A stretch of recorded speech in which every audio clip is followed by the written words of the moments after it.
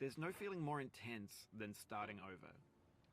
If you deleted your homework the day before it was due, as I have, or if you left your wallet at home and you have to go back after spending an hour in the commute. If you won some money at the casino and then put all your winnings on red but it came up black. If you got your best shirt dry cleaned before a wedding and then immediately dropped food on it. If you won an argument with a friend and then later discovered that they just returned to their original view. Starting over is harder than starting up. If you're not ready for that, like if you've already had a bad day, then what you're about to go through might be too much. Feel free to go away and come back. I'll be here. Alright, thanks for coming with me on this trip. I'll understand if you have to take a break at any point. Just find a safe place to stop and quit the game. And don't worry, I'll save your progress, always, even your mistakes. This game is a homage to a free game that came out in 2002, titled Sexy Hiking. The author of that game was Jazuo, a mysterious Czech designer who was known at the time as the father of B games. And B games are rough assemblages of found objects.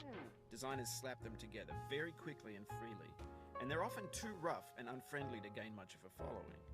They're built more for the joy of building them than as polished products. In a certain way, Sexy Hiking is the perfect embodiment of a B game. It's built almost entirely out of found and recycled parts, and it's one of the most unusual and unfriendly games of its time. In it, your task is simply to drag yourself up a mountain with a hammer. And that act of climbing, in the digital world or in real life, has certain essential properties that give the game its flavor. No amount of forward progress is guaranteed. Some cliffs are too sheer or too slippery. And the player is constantly, unremittingly in danger of falling and losing everything. Anyway, when you start Sexy Hiking, you're standing next to this dead tree that blocks the way to the entire rest of the game. It might take you an hour to get over that tree, and a lot of people never got past it.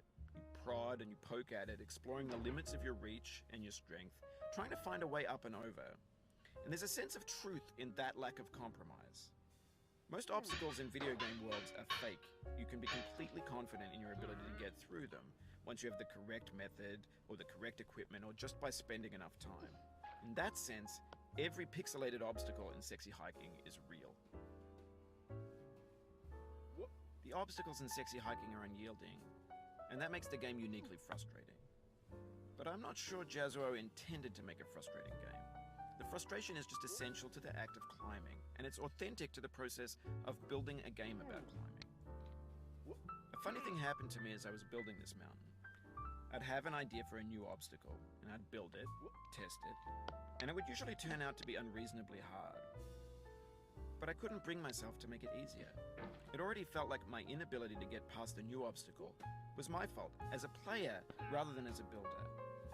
Imaginary mountains build themselves from our efforts to climb them, and it's our repeated attempts to reach the summit that turns those mountains into something real. When you're building a video game world, you're building with ideas, and that can be like working with quickset cement. You mold your ideas into a certain shape that can be played with, and in the process of playing with them, they begin to harden and set until they're immutable, like rock. And at that point, you can't change the world. Not without breaking it into pieces and starting fresh with new ideas.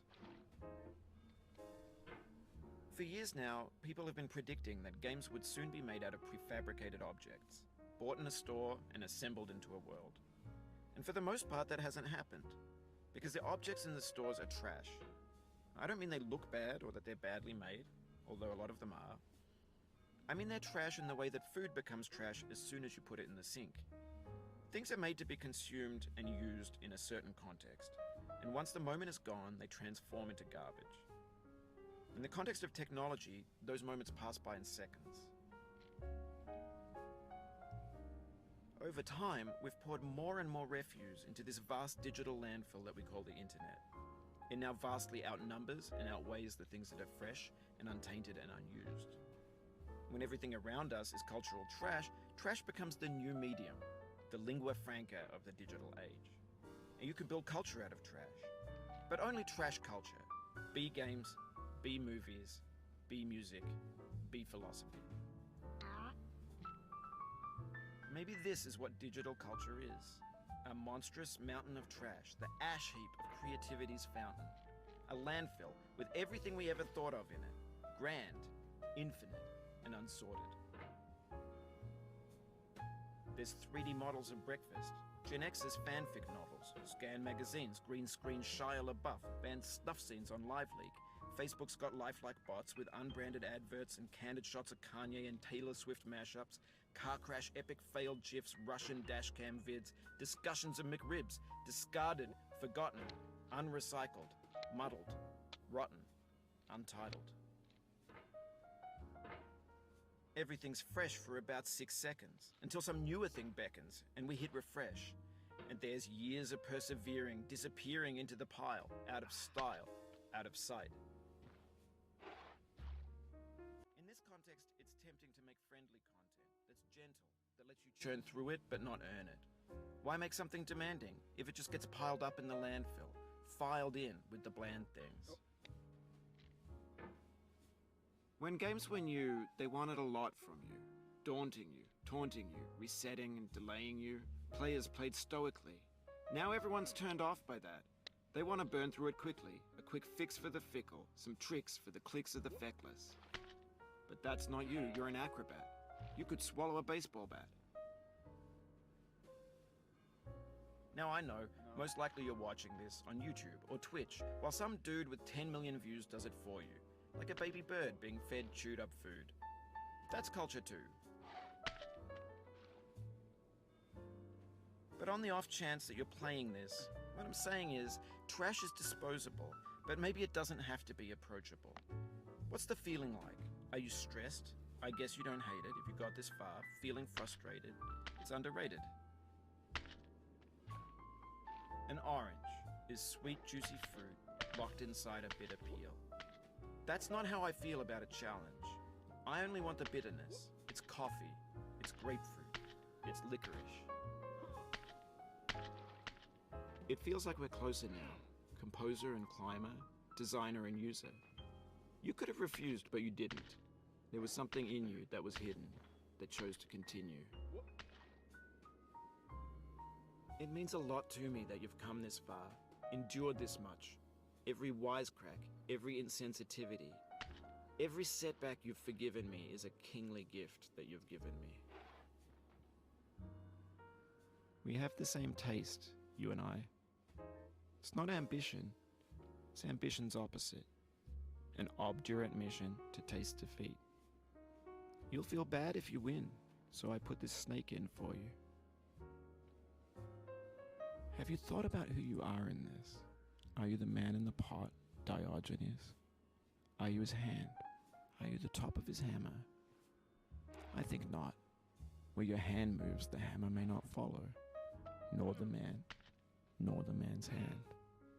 In this you're his will, his intent, the embodied resolve in his uphill ascent.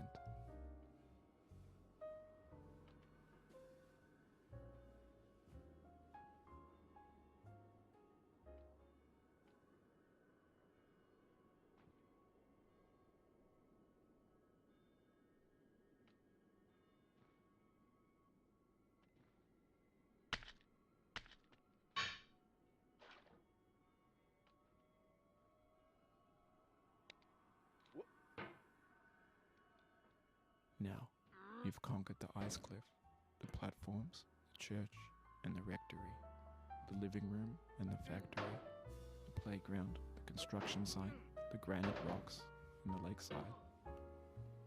You've learned to hike.